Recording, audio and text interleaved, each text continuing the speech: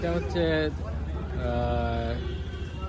Cigarette and tobacco protection act 2003-এর ধারা অনুযায়ী কোনো শিক্ষা প্রতিষ্ঠানের সামনে তামাক জাতীয় পদার্থ ডিসপ্লে প্রদর্শন করা বা বিক্রি করা আইনত অপরাধ। তাইলে সেই মতো আজকে আমরা sub divisional police administration SDPO Dharmanagar আর সাব ডিভিশনাল অ্যাডমিনিস্ট্রেশন ধর্মনগরের যৌথ অভিযানে আমরা শহরের বিভিন্ন স্কুল এবং ফুলবাড়ি কদমতলা ওইসব স্কুল এলাকায় রেড করা হয়। তার আগে আমরা পাবলিসিটি করেছি, সতর্ক করেছি।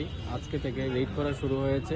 স্কুলের সামনে এইসব পদার্থ বিক্রি করা যাবে না, যাতে বাচ্চাদের কাছে এইসব জিনিসে এক্সপোজার না থাকে বা অ্যাক্সেস না থাকে। এগুলি হচ্ছে প্রথম ধাপের শুরু, নেশার জগতে ঢোকার জন্য শুরু হয়, তারপরে আরও বড় অ্যাডভেঞ্চার করতে ইচ্ছা করে। আজ থেকে আমরা রেড করবো প্রত্যেকটা স্কুল, যেখানে স্কুলের সামনে পাবো যে তামাক জাতীয় পদার্থ বিক্রি হচ্ছে, ডিসপ্লে হচ্ছে। প্রথমবার আমরা 200 টাকা পেনাল্টি করি, প্লাস এই জিনিসগুলি সিজ করে নিই। সেকেন্ড টাইমে প্রভিশন আছে আরও হায়ার পানিশমেন্টের, ইভেন কি জেল টার্মও হতে পারে। ওনার নির্দিষ্ট ধারায় কোড অ্যাক্ট অনুযায়ী আইনানুগ ব্যবস্থা নেওয়া হবে।